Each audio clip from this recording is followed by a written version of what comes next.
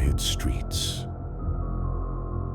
And one house where evil was born. 15 years ago, a boy in a clown mask walked upstairs and never came back down the same. Tonight, he's home again. No motive, no remorse. Just the sound of breathing in the dark. And the shape that won't stop coming.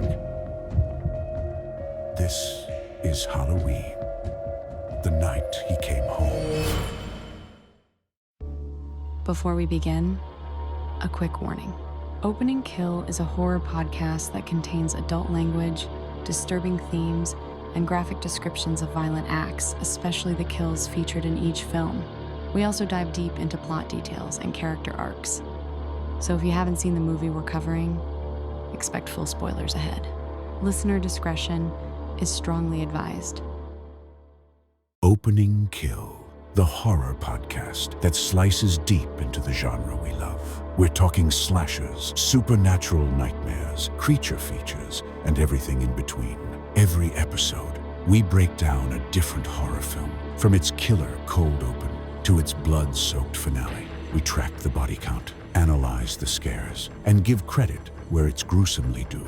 From iconic franchises to hidden gems, you'll find them all here. Hosted by filmmaker and horror scholar Brian O'Connor and Michael Duran, lifelong genre fan and scream scene specialist. So sharpen your knives, turn off the lights, and let's get into it.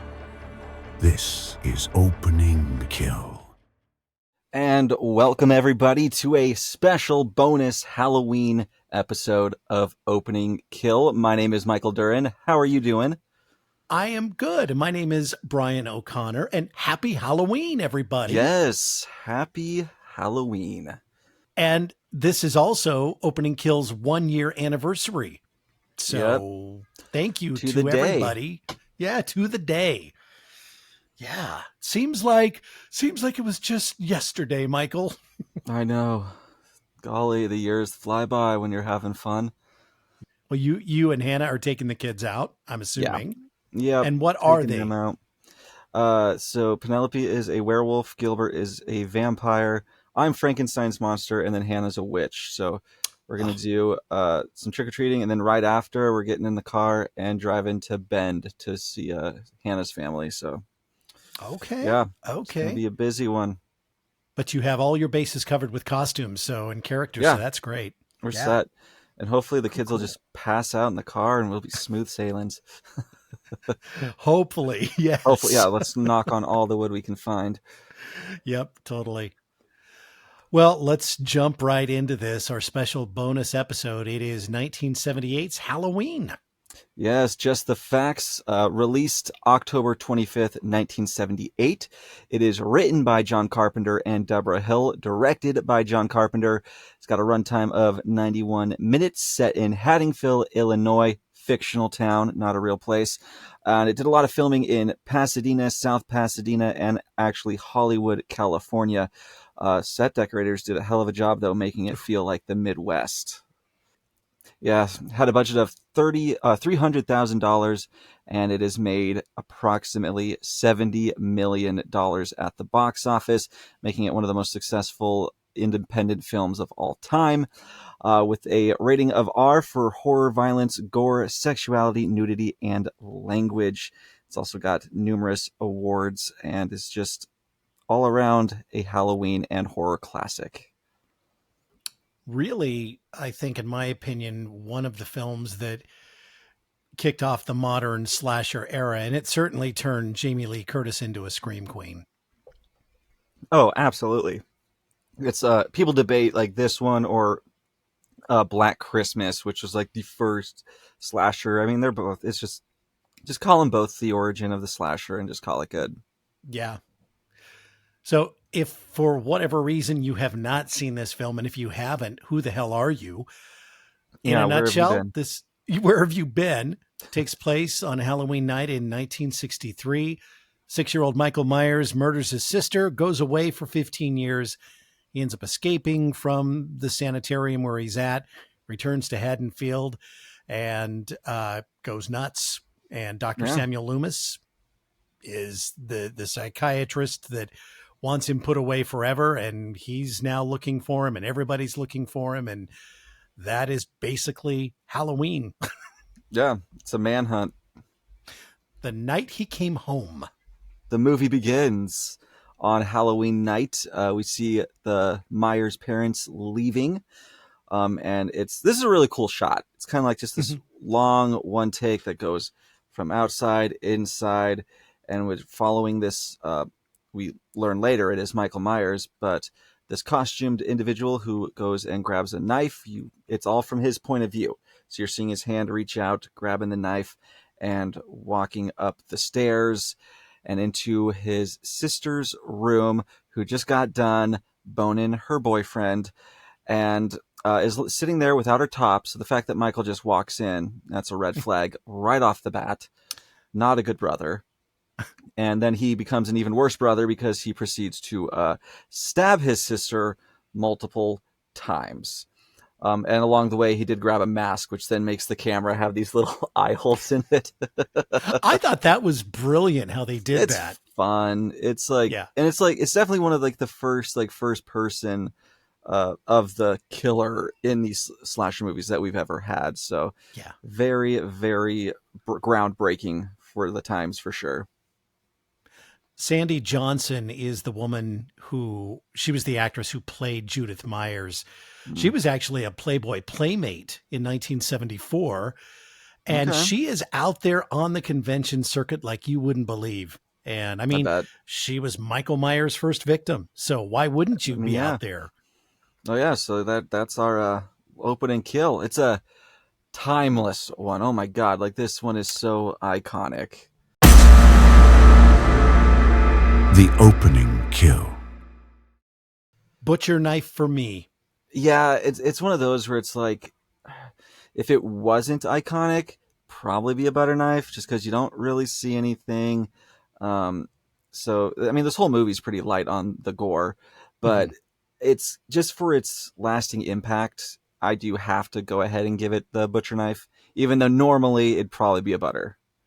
Just want to have that little asterisk next to it. And it's interesting. She was killed with a butcher knife, and we're both giving it a butcher knife kill. So yeah, I think that's a special award or something that goes to Michael Myers. We could give it like the golden butcher knife, the golden butcher knife, or the diamond butcher knife. There we go. Oh, the diamond butcher knife. I like that even way more better. Prestigious. Me too. Let's go with that. Okay, let's do. That's the first ever diamond butcher knife we've handed out. That is true. And we'll see if anybody else can claim that title. We'll see. So the parents come home, the Myers parents, and there's this little boy who's standing in the yard in his pajamas or costume and his mask, holding a bloody butcher knife. And they get out of the car, and mom and dad just are standing there staring at him before we go into. It's like, it's like it's forever. There's like nothing going on. It's just as the camera, it's probably on a crane and it's going up, and we're seeing the camera lift up above them, but they're there quite a bit. There's no conversation. There's no movement. No. So that's just what happens. Just parents in disbelief and a child who knows he's going to jail. Or something. I don't know. His eyes are just dead. I mean, he's just not there. I mean, Loomis has a special word for his eyes. It's the devil's eyes. That's right. Speaking of Mikey, there he is. I switched him with Sam. Okay. I think I've got one of him behind me too. I do. There he is. We both have Michael Myers here. So yeah, I've the got same mine. One. I think it is the same one. I have one. an Amazon one that has blood splatters. Oh, I don't have the blood splatters on this guy. Yeah. All right. Yeah. I got that from a random local guy in Medford. A local random guy on Marketplace. That sounds safe. Yeah, I met behind his house in an alley. It was super dark. It was cool. Oh, great. Nice guy. Yeah, nice guy. Nice guy, just trading Funko Pop dolls in the middle of the night. How it's supposed to be done. That's right. Well, we flash 15 years forward, and Dr. Loomis is in the car with Nurse Marion Chambers. They're driving to the sanitarium.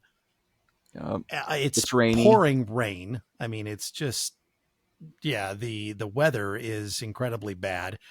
And this is kind of a creepy scene that they roll up onto. Oh, yeah. So they roll up, and so they're into the penitentiary, or it's not a penitentiary. It's an asylum. Asylum. Right? Yeah. An asylum. So they roll in, and just the patients are all just walking around the yard, like just not a orderly in sight, just chilling, having a good time. And we should mention that the nurse actually shows up in future films, like the sequel trilogy that we covered last season. That's right. Yeah. Yep. You're right. They're just wandering aimlessly in their patient nightgowns, and it looks very bizarre. Yeah, just the gowns flowing in the wind. And then you see something like go up onto the roof of the car. And then you see, this is such a goofy scene. You see like this hand appear, and then it like slaps the glass, and it just cracks. It's one hell of a slap. Yeah. To make that window crack. And then they freak out, they get out of the car, and then we learn later it is Michael. He hops in and has a little Grand Theft Auto moment and steals the hideous station wagon. Oh my God. I mean, in its time, that station wagon was pretty bitchin'. It was like... It probably was. It was probably a real panty dropper back in the day. But looking at it from 2025 eyes, it's not doing much. It's drying me up. So he takes off. She rolls out of the car. It's amazing he knows how to drive so well. Right. And that has been a joke among the fandom for many, many years. I think there is even a line in this movie somewhere where it's like someone asked Loomis, like, well, how do you learn to drive? I was like, someone gave him lessons. Yeah. I think they probably added that in after the fact when they realized, oh, wait, we need to probably explain how he can drive. And not just drive, but he drives well. He knows the rules of the road, even though he's never been on a road. Yeah. As an adult. So it's very impressive. Michael is a quick learner. Very much. Yeah. I thought so too. I mean, we'll see him driving around town, doing the speed limit, using turn signals, staying in his own lane. Pretty impressive. Honestly, a model citizen when it comes to driving. Not so much when it comes to other things, though. Right. Then he does have these moments where you're like, okay, chill. But driving, top notch. Got that down. So he's obviously heading back to Haddonfield, and he ends up killing a mechanic along the way. That's where he gets his fancy outfit. Yep. His iconic outfit. Later steals a pale white mask, which is the famous mask. Right. And all it is a Captain Kirk mask spray painted white. Right. Right. And Dr. Loomis eventually finds the mechanic's truck on the side of the road, but doesn't see the body. We get to see the body of the mechanic, but he's just out of eye shot of Dr. Loomis. Just stripped naked. No dignity there. None at all. But Dr. Loomis figures something's up. So he sees there's the road sign that says Haddonfield, and he's like, that's where he's going. He's going home. Yep. And that same day, we meet Laurie. Yeah, he spots Laurie going in, dropping off a key at his childhood home because her father's a real estate agent. Yep. And that's unfortunately, one of his properties. I don't think he had any takers. No, I don't think it looks like no one's lived in there since. But we also meet Tommy, who's walking with her up to the house, and he's talking about oh, you can't go up there. That's where the boogeyman lives. And Tommy is obsessed with the boogeyman this entire film. But yeah, they're rolling up to the house. She drops off the key, and then we see silhouette of Michael looking out the porch at them as they then walk away. Right. And he begins stalking her through town. There's a scene where we see him behind the clothesline. She sees him and freaks out. Then he just disappears like that. There's the scene when she's walking with her friends down the sidewalk, of course, and he steps out from behind the hedge, and then her friends look, and of course he's gone, and they laugh at her. Again, you're crazy. There's nobody there. There is like a Funko of that scene. It's just so funny because it's just him standing next to a hedge, but this one is so horrible because they didn't bother finishing the mask, so it's just like this much of his face is a mask, and the rest is just bare, and it's one of the ugliest Funkos I've ever seen. Wow, yeah, but yeah, it's of that scene. I've seen that. No, you should look it up. It's I will. Laughably bad. Yeah, laughably bad. I'll definitely check that out. There's in lots the meantime, of scenes of him stalking Laurie while she's talking with her gal pals and talking about boys they like and just, chatting like teens do. Right. And there's also a moment where she is in class and looks out the window and sees Michael out there staring in at her, and there's a lot of these scenes that were then redone in Halloween 2018, but they were reversed with like Laurie being where Michael is and Michael being where Laurie is. That was just kind of fun that they did a lot of those throwbacks and callbacks. Absolutely. Dr. Loomis also arrives in town and realizing that there's a lot of things not happening the way they should be in this town.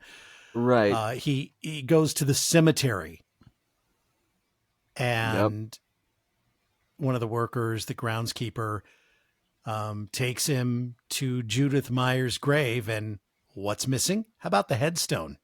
The headstone. How much do those things weigh? Like a lot. They're pretty right? heavy. They're pretty heavy. Yeah, that one. It's one of those vertical ones, and that's going to have some weight to it. I would imagine so. And they're also like in the ground, or at least usually like. Oh yeah. At least connected to like a cement slab. So the fact that he was able to remove this is very impressive, and then transport it to where he needs it to be is also just a feat of strength. He might be like a strong man. Well, and the fact that he did this without being seen. I mean, that's another. Too. He's a sneaky little guy. Yeah, sneaky little guy. I don't think I've ever heard Michael Myers described that way. Sneaky little guy. Hey, I'm here to do all the weird descriptions. Part of my job description. He also goes to the house and finds like a half-eaten dog? Yeah. Yeah, there's that and just some other things that he finds. And so he's convinced, obviously, that Michael has come home. Nobody else is really taking him seriously. Yeah. Which is odd because everybody would know by now that he did escape from that sanitarium. So they should at least be concerned that that would be a possibility that he would return home. Right. You would think, but no, everyone's pretty just mellow about the situation. Not too many cares on that police force. Nope. And so now Laurie and Annie, they're going to be babysitting that night right across the street from each other. Yep. Laurie watches Tommy Doyle while Annie looks after Lindsay Wallace. And leading up to that, the trick-or-treaters are out pretty early because it's full daylight and there's trick-or-treaters out in a couple of scenes that Laurie sees them. And I'm thinking, I never went out that early as a kid. I never did either. It was always dark by the time I left the house. I've always seen people out while it's daylight, but couldn't be me. That was maybe my parents just didn't want to go out that early. Who knows? Well, and this looked like it was right in the middle of the afternoon. It was so light outside, but yeah. I mean, it was sunny California. True. That is true. So day goes on. Now we're into evening and it's dark. So things start to get a lot scarier. Michael's still out there watching from the shadows. And things start to ramp up now. Yeah, one of the best scenes is Annie. She's at her house, and she spills something on her shirt, so she's gonna like do some laundry to clean it up, and you see Michael like outside watching her, and you see him like knocking over like this planted pot to make a sound and like scare her, and you kind of just see him, I mean, kind of being a little bit playful. Right. And you can see that little playful side come out of him. And you also like the dog's barking, and he's just causing chaos without actually really doing anything, which is another little touch. Like the dogs can like sense the evil in him, and they kind of like freak out whenever he's around. Right. So, Annie is going to leave Lindsay with Laurie so her boyfriend can come over and they can do what young people do, Michael, on Halloween night. Go to Pound Town. Exactly right.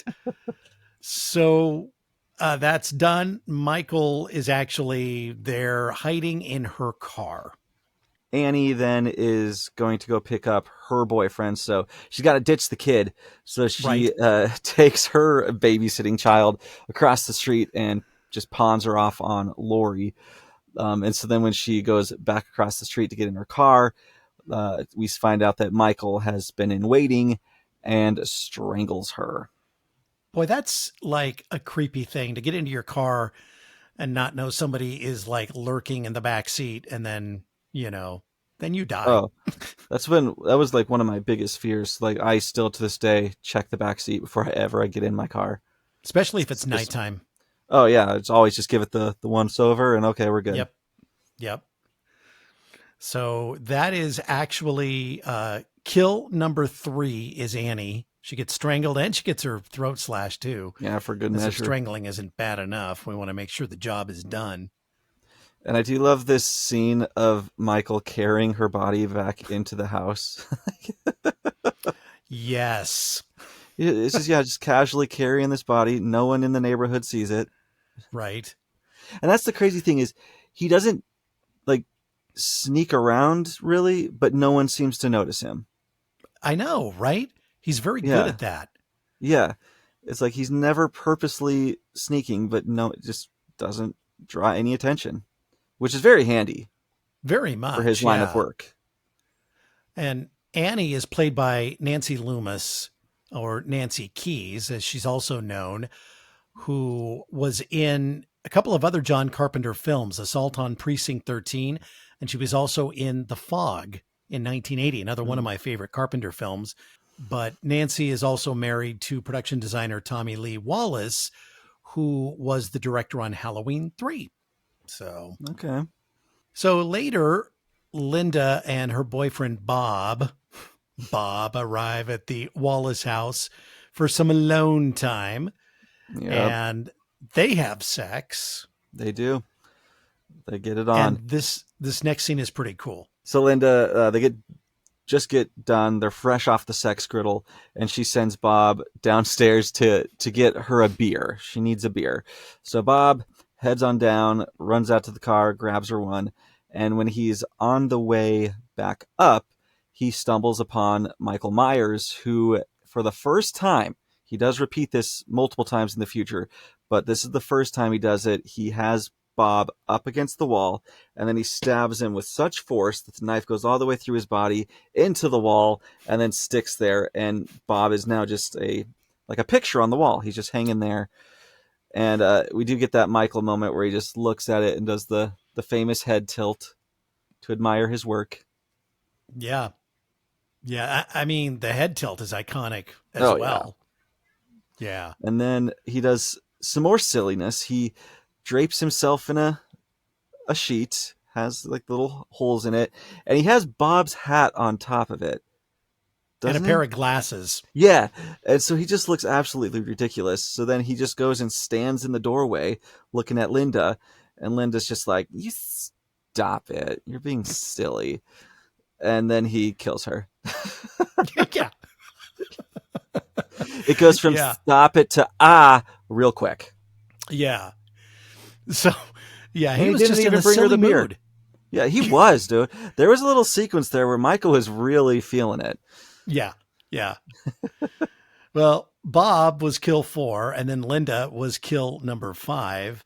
Yep. And yeah, it's pretty interesting because he strangles her with a phone cord, but she calls Laurie first. Mm-hmm.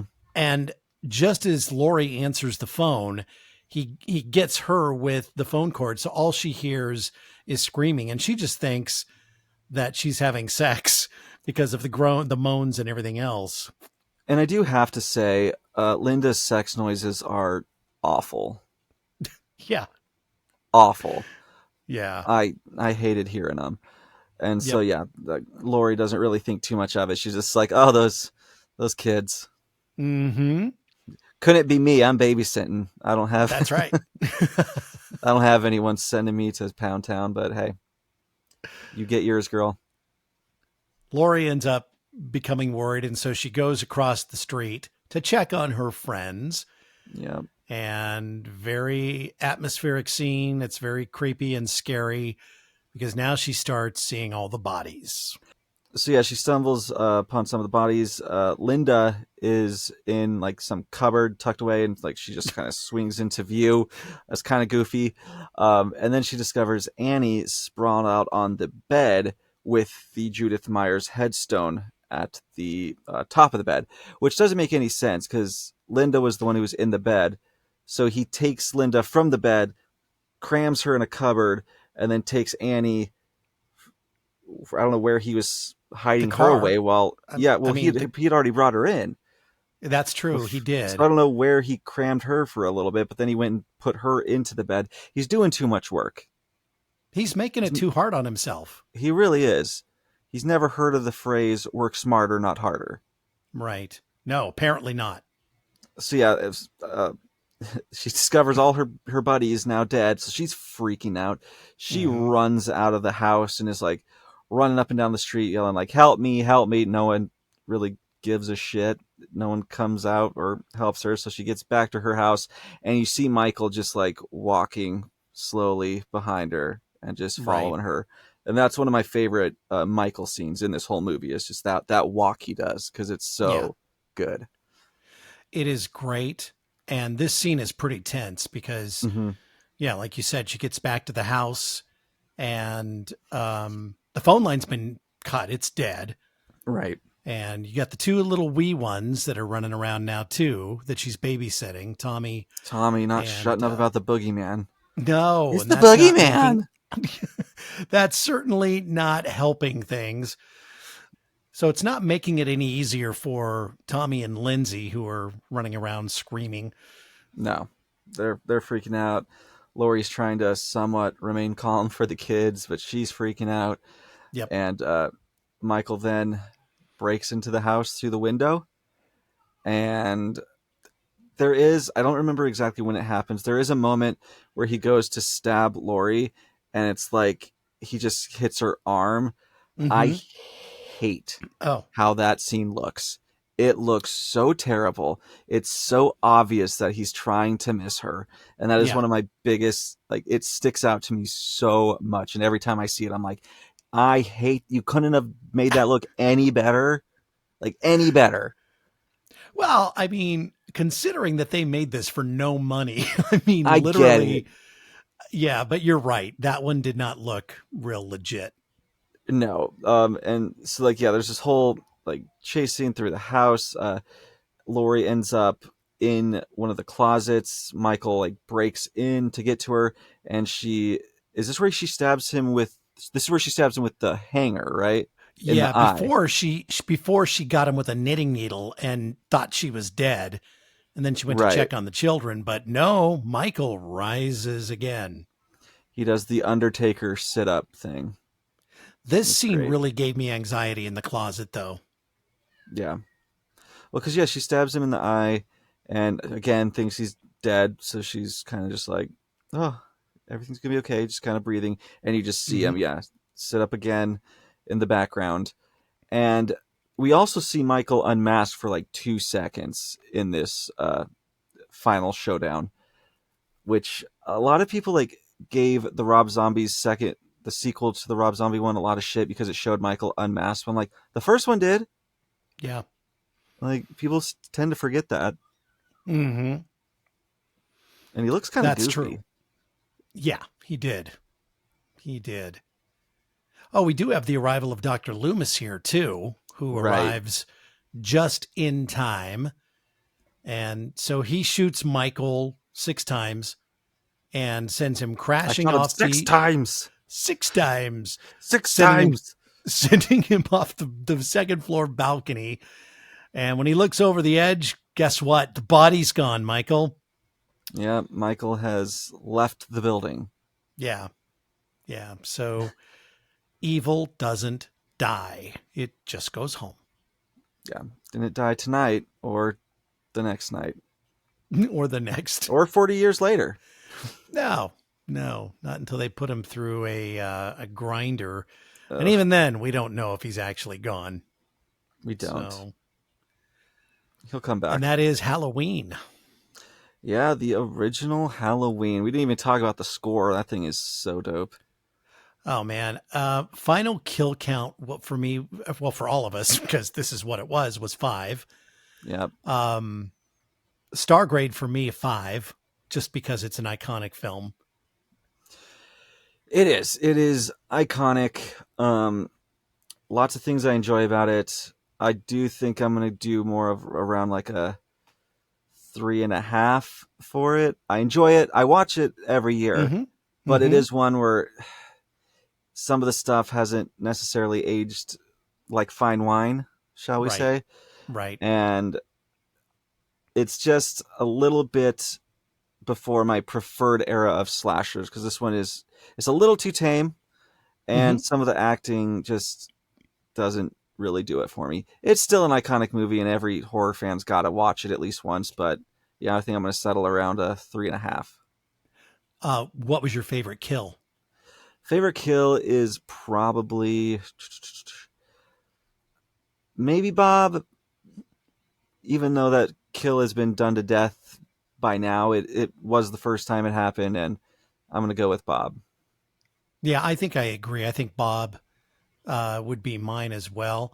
My favorite scene, actually, one of my favorites was the ghost sheet scene, because it was just so goofy. It is pretty goofy. Like equal parts hilarious and terrifying. Yeah. So yeah. I think my favorite scene is the one where Laurie's been walking home from school and like spotted him a few times, and then when she looks out that window and sees him in the sheets, I think that is a great little like scare moment, and just really iconic, like how the sheets are blowing in the wind. He's just standing there. I think that's a really well composed scene.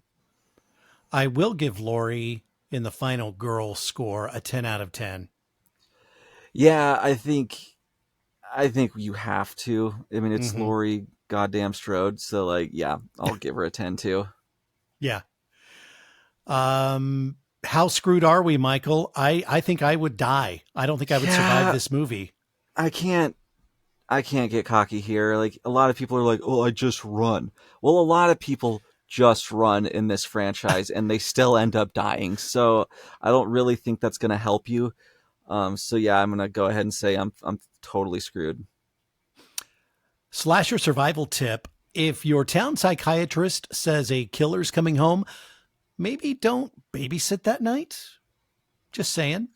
Maybe don't babysit, and maybe believe him. Yeah, that too.